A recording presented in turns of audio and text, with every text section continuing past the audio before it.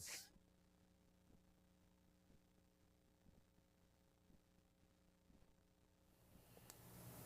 Do do do do do. Do do do do do. Do do do do do do do do do do do do do do do. I didn't see you guys there, but welcome to Free World Radio. As you can see, I got one of my favorite cartoon characters on today, Uno Nigel from Kids Next Door, the greatest Kids Next Door operative. But today we're not talking about Kids Next Door and we're not talking about cartoon nonsense. Today, we're here for the grown folks. Today, we're here for the people that sit down on Sunday mornings, afternoons, and yes, y'all know what time it is. It is football season again. Everybody's excited. But today's interview, it's going to bring you into the limelight. It's going to bring you into another scope. And no, I'm not talking about like Shannon Sharp or nothing like that. No, no, no. We're not going that deep. But there is a woman here that I'd like to introduce y'all to that is going to rock your world when it comes to sports, and that is Miss Jocelyn Thomas. Give it up for her, please. Nice to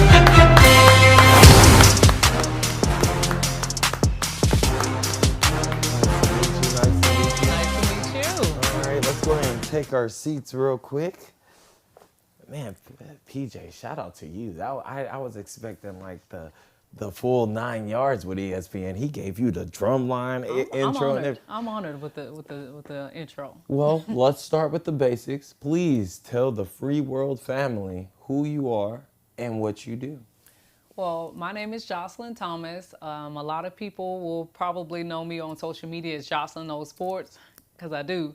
I actually do a lot of different things, but I work in the sports industry, and right now the most important thing that I'm doing is shining a light as a media broadcaster, which I have not been able to be on in front of the scenes in a while with the sports world.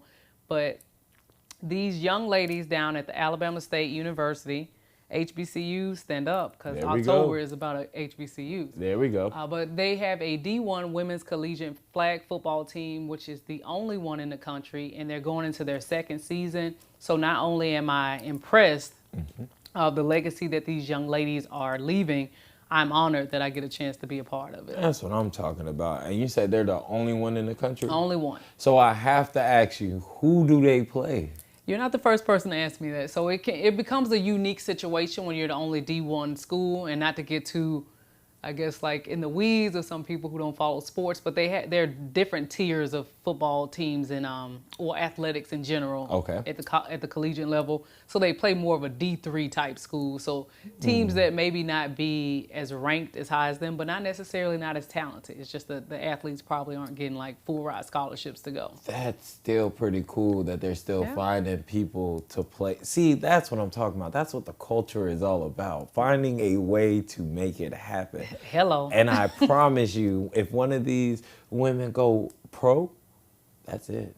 So there are a lot of different levels of women's flag football. Please explain to us. And they have it for the youth, which is actually sponsored by the NFL, which is pretty cool. That's what I'm talking about. They have women's tackle football. They have a United States women's flag football international league.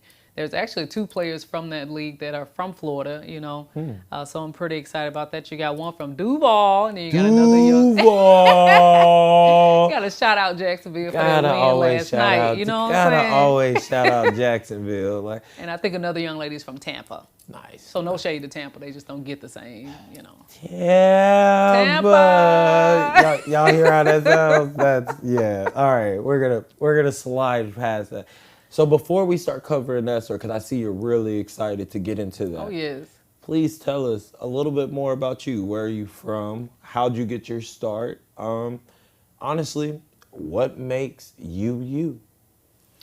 Whew, that last question, I don't know. I might have to get my therapist in here. No. Okay. Well. All right, I am a shrink. Well, I'm from Montgomery, Alabama, so shout out to Montgomery, Alabama, a.k.a. The Gump. Gump. That is a reason why I'm so passionate about this project. Okay. So not only do I get a chance to highlight women's flag football, which obviously, I'm a big sports savant, and I'm always empowering women's sports, But as a native of Montgomery, Alabama, it gives me the chance to shine a light on my hometown. There you go. It's a HBCU. Obviously, I might be a lot of things, but every day, I don't know if they notice I'm black. Can't scrub it off. We can't cover it up. It's who I am all day, every day. It's just something we got to live with every day. Yeah, so the passion there, a lot of it is driven from being from Montgomery, Alabama. I left home a long time ago. I won't say how long ago, but a little minute ago, as I joined the military. Right, so I am a combat veteran, actually, recently retired. What y'all know how I feel about this sometimes. Hold on. I told you before we start, I'm a jack of all trades. Hold on, chat. We gotta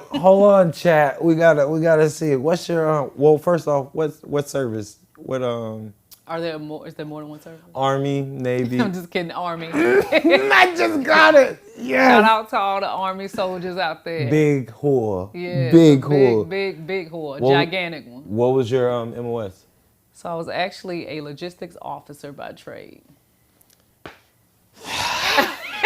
You went the smart way. That's what I'm talking about. Don't let the Army take advantage of you. I'm not mad at you for it. Everybody here knows if you've seen Free World Radio, you heard some of the turmoil and just some of the nastiness the military does. It's a blessing and a curse. Yeah. You know, some people signed up for that Camaro and now they can't even drive. Some walk. Get a Charger. You know, some people get a Prius, but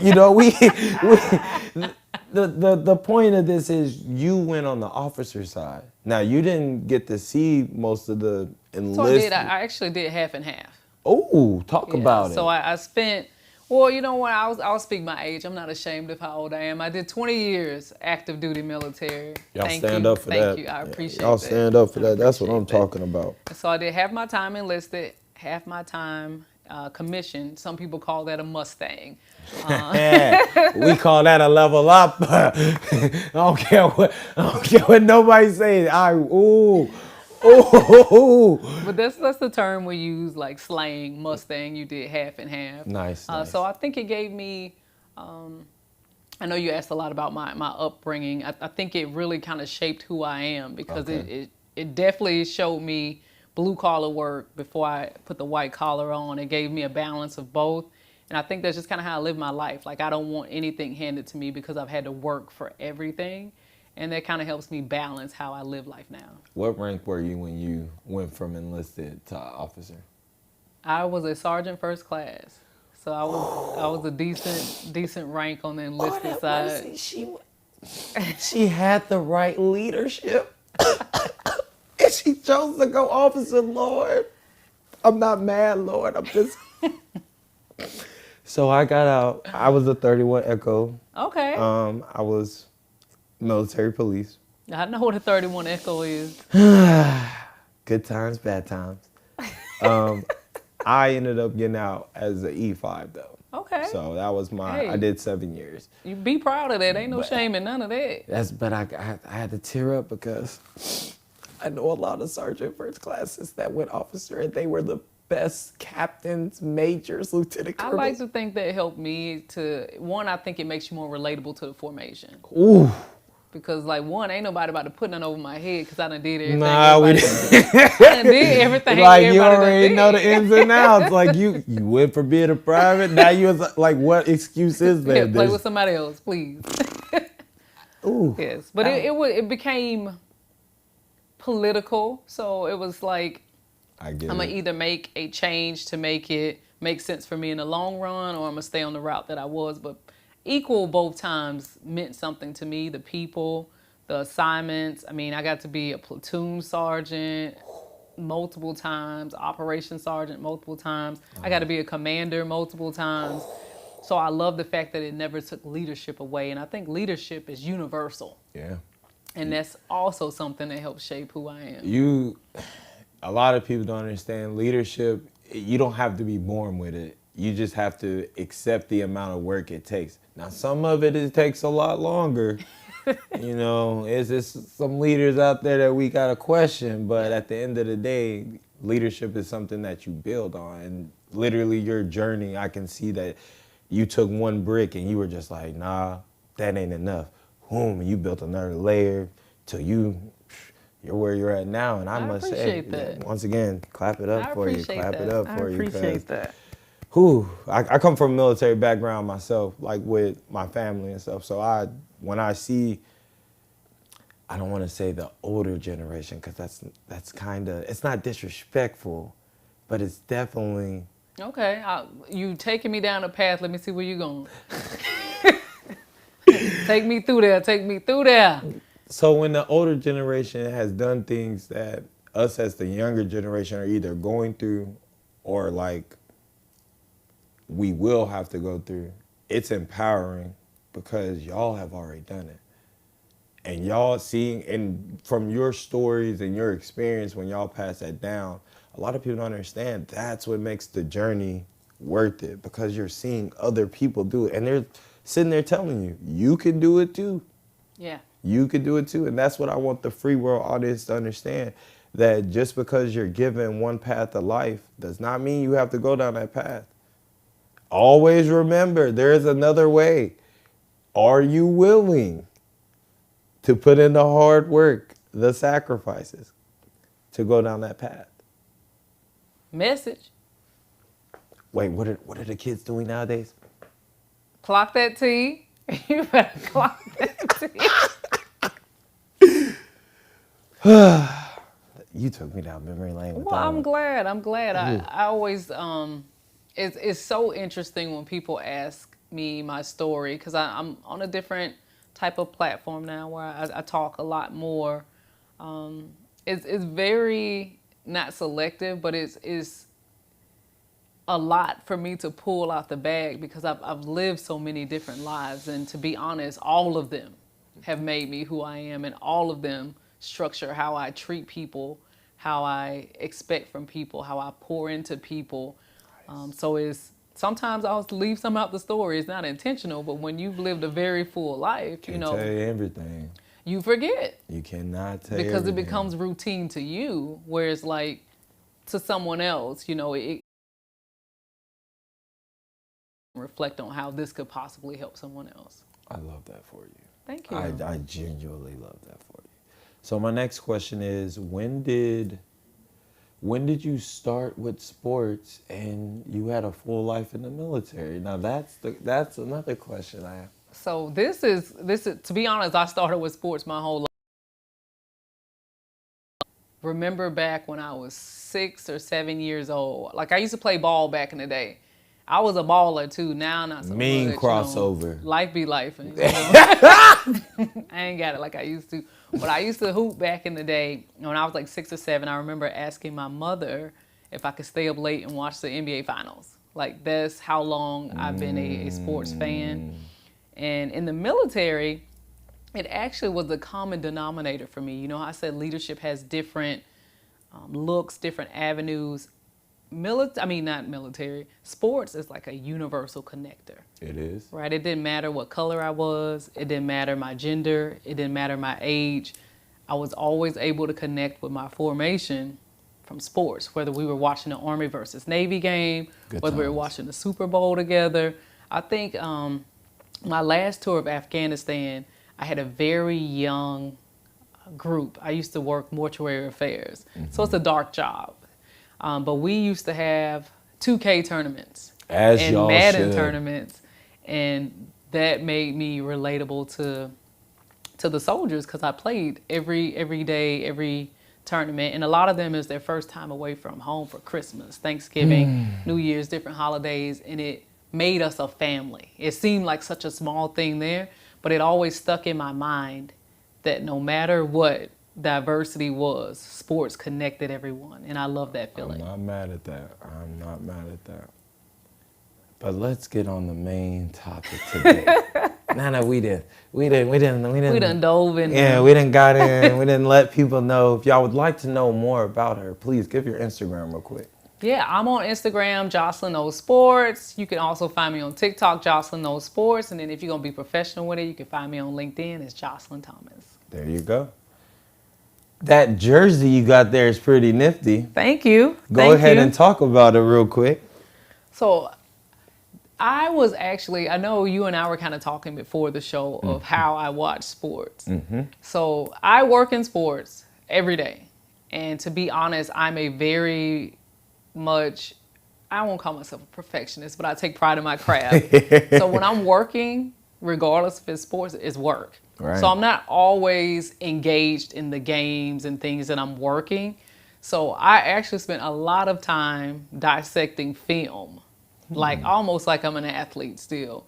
So you can catch me any morning. I wake up at like 5 or 6 a.m. I'm still on military time. You know, you can take the girl out the army, but you can't take the army out the girl, you know? Still got to get up early. I'm up Still early. Get up early. Left, right, left, you know? So I Oh. still get up pretty early, but I'm watching back film from every different level, whether it's collegiate, professional, and I spend a lot of time looking at the analytics of the different sports and players. What do you look for when you're actually dissecting these films and everything?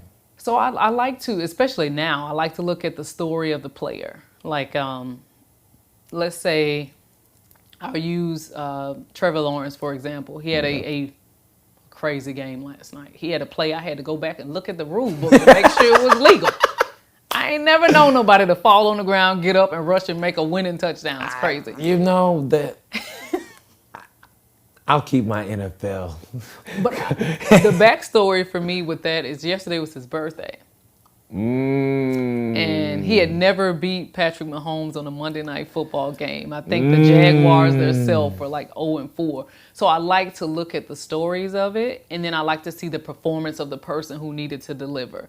So he had an outstanding game, but I'm looking at more than just how much did he throw in the air, how much did he have on the ground, but he did have a phenomenal game. He did have a phenomenal game. He threw for a touchdown, he rushed for 2 touchdowns, so I'm paying attention to a little bit of it all.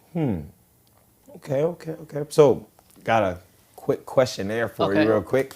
I know some of the fans online, so I had an individual poll going on Free World Radio. All right. And we have some questions for you if you don't Call mind. me Ken the Man, I got answers. Hey, look, who would you pick as your starting quarterback out of these 2 selections? Oh man, don't give me something crazy. It's going to be crazy. Michael Vick Okay. or Peyton Manning? That is actually really tough for me. All right, this comes from one of my artists actually, and he was like, "You have the greatest scrambler, one of the greatest scramblers in NFL history, versus the king of pocket quarterback. Who do you have going as your starting quarterback?" That's a tough one for me because, like, most people ain't gonna admit this. I actually shed a tear when Peyton Manning won his last Super Bowl and retired, because that is how you're supposed to do it. That's how you walk off in the sunset. So I'm a huge Peyton Manning fan. But at the end of the day, when the day gotta end and I gotta pick somebody, I'm always riding with Michael Vick. You know it's Dirty Birds till I die. Hey, yeah, y'all know what time it is. Falcons fans. I gotta go with Mike Vick. All right. I used to have some Mike Vicks back in the day. Look, I saw him play one time, and that's all I need. I went all the way to Atlanta. I was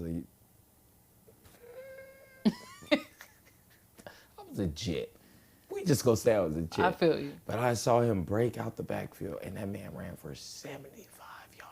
He always did it like he wasn't even trying. Man gets slaughtered. Oh my God. Is he gonna? He just gets up and shakes it. Very durable. He was very durable. What Peyton Manning, I felt like, was one push away, from the hospital. He got injured a lot of But his times. line was impenetrable. I mean, I love him now. Like I don't think I trust anybody that don't like Peyton Manning, honestly. like. But I'm gonna have to still choose Mike Vick. Okay. Hey. Randy Moss. You know who you already know who this is about to go to. Julio Jones. And I understand. Oh, y'all trying to understand. test my loyalty to the South. I understand. Y'all trying to pull my Southern card. I understand Julio Jones is the original Falcon. We know that. Not only that, he from Alabama. Yeah, Come look, on, I didn't man. want to Come look. on, man. But we're talking about Vikings prime Randy Moss. Nobody catching over me, Randy Moss. I mean, I love Julio Jones, obviously for the Alabama ties. He played for my two favorite teams, but you have a whole football play named after this guy. You got Moss. You got Moss. Like he is the epitome of in your face. So Yeah. I'm gonna have to go with Randy Moss. Okay. And this last one, you have. I personally don't agree with this. It's I already know I'm set up now. because it's the day long discussion, and I'm gonna tell you now, this one has nothing to do with football. So prepare yourself. Okay, because I was like, if y'all bring up the Falcons Super Bowl loss, I might flip this No. rocket over here. I'll have you know they did, and I canceled that one. So, because I refuse to be stressed out on my own The shit. Falcons fans need reparations for those crimes. I'm still trying to figure out how they blew it, but Don't bring it up now, because I will flip them. I will flip them. Okay. who do you think is the second GOAT of the NBA?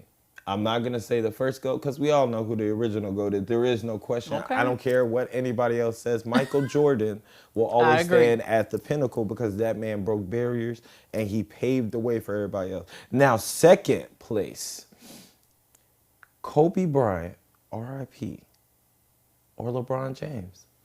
So I'm going to throw an audible here, and it's probably going to piss some of your fans off. My GOAT is Stephen Curry. You know you got to come with some details. I'm not against it, but we're talking about you got to come with details. I look at who had more impact on the game. Not to say that I love me some Kobe Jelly Bean Bryant, and I love LeBron James. But you could think of two athletes that came fresh out of high school that had the freak athletic talent that you always knew that they were going to be stars. Like you always knew King James in high school. You always knew with those two. You knew. You didn't know what you was getting with Steph Curry. Steph Curry wasn't recruited heavily in college. He ended up being like a 7th or 8th number pick in the first round. When he went to, this is the craziest part of the story, people don't even really realize when he went to Golden State Warriors, they were thinking about trading him for Monte Ellis because Monte Ellis said that he wasn't good enough. He had weak ankles. He was underweight. But what did he do? He changed the game. How many times you seen people shooting threes from half court before Steph Curry? You mean shooting fours? How many times you seen Shooting people wearing fours? Under Armour sneakers before Steph Curry? So I'm like, to me, he changed the game. He's won 4 championships. Yeah. With the USA included. He's the only player, probably besides Kobe, Tim Duncan, Dirk Nowitzki, that stayed loyal to one team. So even when they was doing bad, he was with them. When they was doing good, it was with them. They built the team around him. Yeah. So I'm like, I feel like, not to take anything from Kobe or LeBron, but I'm like, Steph literally changed the game. And I love an underdog story. Let me know what y'all think about this in the comments. Oh, this is He might go. He might go. You remember we were talking about the clip? This is that clip. This is that clip. Oh man. But I made you think. Yeah, no, Because you got to think, those two young men, as great as they were, rest in peace, Kobe Bryant, you always knew they were great. Steph Curry made himself a champion. Steph Curry made himself a household name. He did. Okay. And his story is more similar to Michael Jordan. Because Michael Jordan made himself a GOAT. Michael, a lot of people don't understand. We were just talking about this in class today, actually. Michael did more than just make himself a GOAT. He made himself an icon. Yeah. Like he made himself, like when people, there's an old saying I heard on a movie once. Who that is? Mama. That man at the door. That, like, when you talk basketball, you know who you're talking about. Like, who's the great? Michael Jordan. Like, if you say anything other than that, you're going to be met with so much rebuttal. And it's not just on his. Now, one thing that did come up, you know, nothing against you, Jordan. I understand. You got all that money and everything. But Jordan is not the most humble person. And I think that's what deteriorates from his legacy. Because as LeBron is building, you know, you didn't. But at the end of the day, look at what you're doing now, and you're literally at the pinnacle compared to somebody that's beneath you, and they're doing so much. You got to think too, like we live in different times. I think people forget, like when Jordan first came into the league, like it wasn't about humility. It wasn't about social media. It wasn't about interacting with people. He was playing against like the toughest talent ever. For a while, LeBron was playing on a weak Eastern Conference where like it was him. Talk about it. And everyone else. And there's no shade to him. He's still a great player. And then you got to think with Kobe, again, RIP Kobe, most people wouldn't separate him outside of Shaq. And then like, you know, just to put a little bit more funk onto this thing. Please do. Kobe and LeBron both wanted to emulate Michael Jordan. Steph literally did his own thing. Like, Jordan put Jordans on the map for Nike. Absolutely. Most popular shoe. What did Kobe and LeBron sign to? Nike. Steph made his own lane, his own brand. I got to pass 3 pairs of Steph Curry's. Never in my life did I think I'd be wearing Under Armour shoes and rocking them. You know, that's you. Once again, you got a strong point. Like, oh man, see, but this is what we need, because there's too many yes men out there that's like, oh, all right, you right. No, debate me and come with facts. I think everybody can have their own goal, right? Like, what do you like? You know, like Michael Jordan is undoubtedly the best basketball player that played. But I agree. Some of the things that LeBron has done off the court, I would give him a nudge. Like building schools. You might hear a little bit, but you never really hear any controversy about his family. Absolutely. Jordan's whole life was kind of like a soap opera, you know, so. I guess to defend Jordan in some aspect, like you said, though, different times. Because, I mean, we all know what Jordan had to go through. We all know. From the smallest inconvenience to not even almost being able to play in the league because he was a black man. So that's why I said they're very different. I would still say he's the greatest basketball player of all time. Absolutely. Legacy-wise, I agree with you. He may not have the strongest case of a legacy. I think Magic Johnson don't get enough credit. He was the first billionaire from the NBA. Listen. They talk about Magic in songs.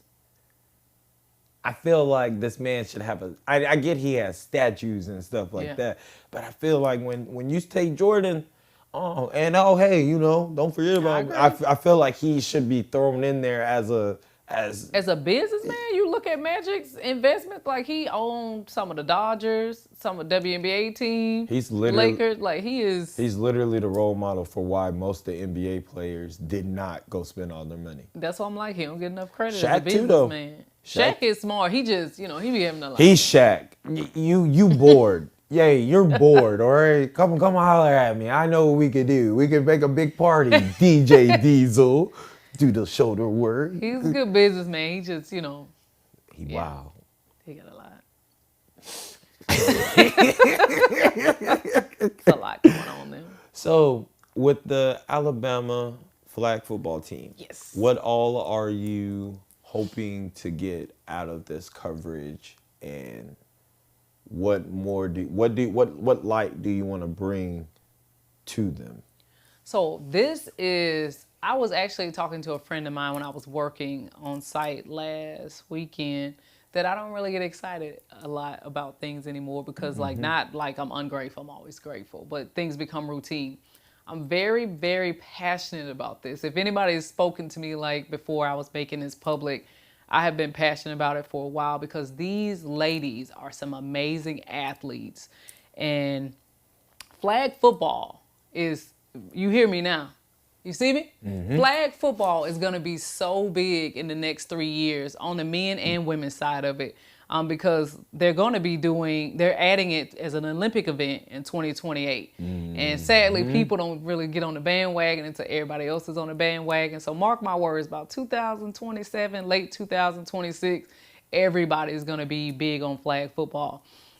But this is an amazing story to me because I first saw it actually on Twitter. What's Twitter called now? X. X, yeah. Yeah, but I first saw it on there that Alabama State was going to be the first D1 collegiate women's flag football team. And I was like so proud but confused, right? I was confused like why they would give such a big honor to a HBCU, because there's no shade, but like we don't be getting highlights like that. They don't really give us. I get what you mean. They don't give us. We get the breadcrumbs, right? There has to be something attached so to like that. they giving us a slice. They ain't just giving us the breadcrumbs. And then, as I was speaking to you before, and a couple of people backstage, I had so many Alabama ties today, which is crazy to me. Alabama stand up, but. It's literally 10 minutes from where I grew up at the university. Okay. And so like that brings me a great amount of pride as well. So my hope is to shine a light on these young women, shine a light on women's flag football, shine a light on my home city, shine a light on HBCUs, and, just let everybody know it's a different world. We're changing the game, but we're doing it her way. And I'm very excited. I like what you just to kind of. I like what you just said there. That was nice. Clock that T. Clock it. But I'm excited about it. I want to have a podcast. I'm going to interview players and coaches because I think it's important for them to tell their stories. Absolutely. Like, how did you get involved in this? Like, this is one young lady out there. I won't name drop her, but she's the first ever athlete to get a full ride scholarship for this women's flag football team in Alabama State. And I think that story within itself is unique. That's dope. To let our young ladies know, like, you can do what you love, get an education for it, and get paid for it. Like, you don't have to choose it, change the game her way. And I think she is a remarkable story. Nice. And she's just one of many athletes that have stories like that. So I want to highlight everyone when I'm doing the podcast to kind of tell their own individual stories and how they got involved with flag football, because some of them have been playing their entire lives. I can imagine. Because like just because we just getting on to it doesn't mean that they're just getting on to it. Right. And then I want to actually cover the games. Okay. Like, I'm not too good to be outside on the sideline. I actually love things like that. But I'm going to have a different approach, and I'm going to live stream it. I'm not going to just do your regular da-da-da, da-da-da. I want it to be active and interactive, and I want people from my hometown, from my city to come out and not only support me because of me, but support these young ladies who are out there, like really putting in that grit and that grind. And we're going to make it fun. We're going to make it entertaining. But most importantly, we're going to make it make a difference. Like, I can't just be out here doing anything. Yeah, cannot just be out here wasting time. Yeah. If we're building bricks, it better build a house, and then we're going to sleep in there. I'm trying to tell you. What can the supporters, people looking at this video, what can they do to help you get to what you need to support these young ladies? So really, and I appreciate that so much. Of course. Really what I am asking for is support. Like, women's flag football in general is not getting a lot of coverage. And I'm going to be honest with you, these young ladies down at Alabama State aren't getting any coverage. Most of the time when I'm telling people the backstory of what I know about them and how I want to support them and how I want to highlight them, it's the first time they're ever even hearing it. So, live stream us when we start to do the games. Follow me on Jocelyn Knows Sports. Follow Bama, Bama WFF. That means Bama Women's Flag Football on social media. We'll put them in the description as well. Yes, I think if nothing else, they just kind of need people to show up for them. Okay. Right? Because no one pays attention to something until everyone else does. So right now, they don't have an audience. They don't have a following. But that doesn't mean that they don't have talent. That doesn't mean that they don't have charisma. And I think the games are a lot more entertaining than people give it credit for. So we are going to be on the lookout for that. We're definitely, any videos or anything you have, please send us. I will. And we will broadcast that Season to our is this winter, so you got some time to kind of get it together. And it's the perfect season. Yes, and I love that it's kind of after the Super Bowl when their games started to happen, so you don't really have to compete with. There's no excuses. There's no excuse. Yes, you don't have to compete with the men's collegiate football schedule. You don't have to compete with the professional football schedule. It's around that time frame where, hey, you should be watching basketball, but if you're a football fan, show up. And y'all better not say golf. I do not want to hear any of y'all Hey, I talking. like to play golf a little bit. I like to Not play. too much. Look, I like to Not play too much. golf. You want me to watch 16 holes? Oh, I can't do it. I can't. That ain't your thing. And no, I can play it now. You know, we out there talking. You know, But you whatever. can't watch it. It is lengthy. Oh, It is lengthy. no, I can't do that. Well, is there anything else we need to know about this great Alabama State flag football team that you would like to disclose to everybody? Just be on the lookout. Probably this fall, you'll see me getting into a real heavy. I mean, technically it's fall now, but early fall. But probably in the next month or so, you'll see me heavy on it. Like, I don't want people to wait to start watching and supporting these young ladies until the season starts. Let's get some build up. Let's get some gear. Like, There you go. it's a football team. You know, we support football teams in any other way. Why not do it this way? And I honestly think flag football is a safer alternative to tackle. Not saying get rid of tackle football, but I've just seen a lot of injuries too. So I like the fact that we're having healthier alternatives. When a grown man cannot make a left turn because he got hit so hard trying to truck stick somebody and now has to have assistant living for the rest of his life, that's a problem. Yeah. And it's all for the entertainment of who? others. You know what I'm saying? So like you said, I get it. Cool. But I do believe that there is some practices that need to be they need to be reevaluated. I can see that. Because there's no reason why someone should go out there. You know, everybody loves football to some form and extent, but like to fear that if I get hit and it'll change my life, that's life changing. Yeah, And that I agree. affects their performance as well, because nobody's gonna give it their all if they know that, oh, Jimbo's gonna come around the corner and hit me in my, you know, he's gonna tackle me, but as soon as he tackles me, my disc is gonna slip. And that's my career. Now I gotta get a Most of ready. your life, because a lot of these athletes don't have a backup plan. No. So yeah, And I that is agree. the scarier part about it. Only a couple Another of them. reason to watch flag football. And a lot of people don't know, but a lot of the pro football players actually put in a petition because they want to participate in the Olympic Games and they want to be on the flag football team. Now, I don't want them taking away slots from actual flag football players, but I think that would be interesting though, to pick like half a team full of professionals. if nothing else, it shines a light. That's what I like. Oh, Because I may not go and watch Bobby that plays down from Washington on a flag football team, but I probably would watch Patrick Mahomes on that flag football team. And he's throwing to Bobby, who is from, who you said, Washington? Washington. He's from Washington. He's been playing flag football 10 years. Literally has over 80 touchdowns in the season. Yeah. Nobody knows. And it's crazy as it sounds, just using that person's name. I'm using Patrick Mahomes just as, I don't know if he would play in the Olympics, but probably, yeah, because a lot of NFL players, they've never got a chance to compete at the Olympics, and this is the only time they ever get to do it. Yeah, that would be interesting. But they're shining a light on the other men flag football team. They're shining a light on the women's flag football team. Absolutely. So just because people buying a ticket to see Patrick Mahomes don't mean that my coin, your coin, his coin don't benefit from that name. And so you got to do what you got to do. I wish a lot more people had that mindset. Oh, man, just because you're bigger than me does not mean I still cannot grow. I just need you around. Like, I don't care. You know, it's the same thing with music. Like, I deal with a lot of artists, you know. It's an ego thing. Like, It is. This person, you know, they may sell more. They may have bigger shows. But if they want you to be a part of the show, obviously they're trying to grow with you. Yeah. They know that your crowd is big enough for their crowd to enjoy. That's another topic for That another is. day. But it's a lot of times that people don't understand how to just take a back seat. Like, just because it's not the spotlight isn't shining on you in the way that you think it should be or want it to be in that time doesn't mean that your role in that person's life or that event or whatever isn't important. You know, we all have to play our position.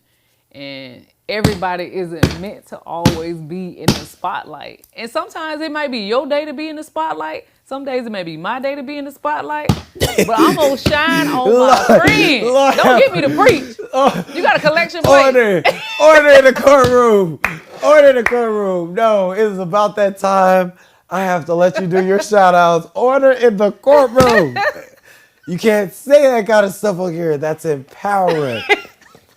And we will, and that means people will start getting encouraged to do their own thing. It ain't like we don't tell them. It's just they don't listen. They don't want to hear it. They don't want to listen. You can lead it. What they say, you can lead a horse to water, but you can't make it drink. You can't make them drink. Which is crazy because horses know not to drink from poisonous water. But that's a different subject. That's a different subject. All right. I love this episode. I need you to give your shout outs to any and everybody that you would love to give a shout out to. I always do bad with this because I forget somebody. So I'm gonna give a shout out to Montgomery, Alabama. I'm Montgomery born and raised. I have taken some breaks from it, but it's always a part of who I am. Nice. And it's very much a part of why I'm so passionate about this project that I'm working. So all my family, all my friends, anyone that is around in that area, shout out to you. You made me who I am, and I am so grateful, so thankful, and so humbled to be a Montgomery, Alabama native. I ain't mad at that. I ain't mad at that. And with that, everybody, that is today's show. Thank you. Oh, okay. I'm a little old. Gotta wiggle up. I thought you was expecting me to dance. Hey, PJ, you got a cool song you can play real quick? I ain't got it in me. Hey, no? All right, fine. Thank you for having me. Oh, wait. The magical voice in my ear said, hold up. Uh-oh. Ah, yeah. Well, Okay. I'll stall for time. Well, thank you for coming on our show. Thank you for putting a spotlight on those wonderful women. They playing that Cardi B. I don't think I know how to act with that Cardi. You know what? That's another topic because we're going to get in a whole other conversation. Thank y'all for joining us on Free World Radio. If you would like your interview on Free World Radio, contact me. We might take a little break for the rest of October because Malcolm has a lot of things to get done off his plate. But in November, we're coming back high strong. We're also introducing our Inner Space studio program. Okay. If you are an artist and you would like to record and you can't just find your studio home, get in contact with me. I got the best engineers in the city and we're making hits every single day. You know, I would say this is where I put my number on the bottom of the screen, but that's a lot, okay? And we don't have the funding right now. But y'all don't know that. Y'all don't know that. Catch you next time on Free World Radio. Until next time, stay blessed. And remember, brick by brick, you're still building a house unless you have a sledgehammer. And then you can't build anything with a sledgehammer. Peace out.